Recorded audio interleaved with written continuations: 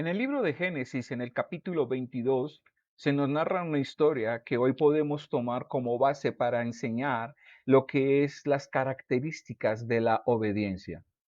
Mi nombre es Alexander Gallego y hoy te quiero compartir la historia de Abraham, un hombre de más de 100 años que disfruta el tiempo pasarla con su hijo joven, casi adolescente, el cual es el fruto de una promesa que Dios le dio. Durante más de 90 años estuvieron esperando el cumplimiento de esa promesa.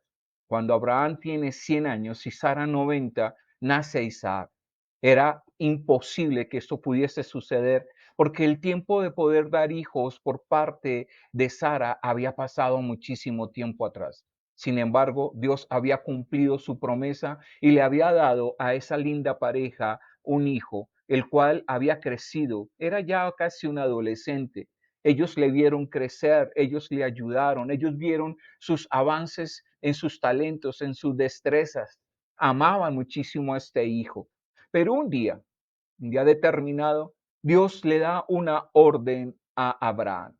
Le ordena caminar durante 3 días y que se dirija a él con su hijo a un determinado monte donde debe de sacrificar a su hijo, a su único hijo, al hijo que amaba, al hijo de la promesa. Recordemos que era ese hijo precioso, hijo amado para ellos dos, ese hijo que ya estaba programado y había sido declarado por parte de Dios como una promesa para esta familia.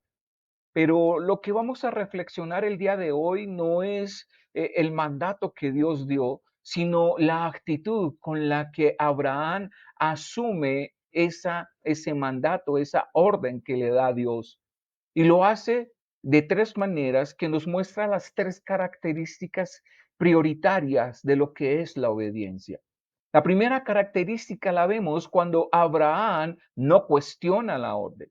No le pregunta por qué a mí, o por qué yo, o por qué Isaac, por qué no sacrifico otra cosa que no sea Isaac, un animal, lo que quieras, un esclavo lo puedo sacrificar. No le cuestiona la orden. Parece que estas preguntas fueran las que hacen nuestros hijos cuando nosotros le pedimos que hagan alguna actividad en la casa, cuando realizan algún mandado y empiezan a criticar o a juzgar o a preguntarnos, pero ¿por qué siempre yo? ¿Por qué siempre me mandan a mí? ¿Por qué me toca siempre lo mismo a mí? En este caso, Abraham no cuestiona la orden que Dios le da. Esa es la primera característica relevante de la obediencia. La segunda tiene que ver con que Abraham no refunfuñó.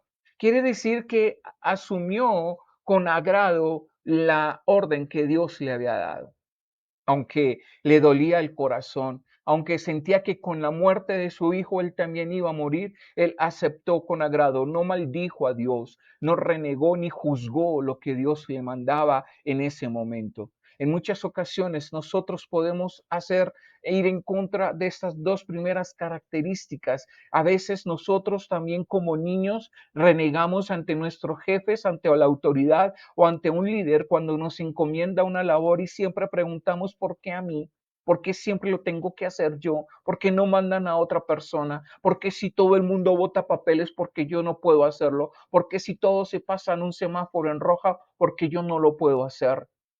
A veces nosotros somos de esas personas que refunfuñamos, a pesar de que no expresamos verbalmente en voz audible nuestros reclamos o nuestros juzgamientos, lo hacemos entre dientes, pero lo salimos y no aceptamos de buen agrado las recomendaciones o las ordenanzas que se nos están encomendando.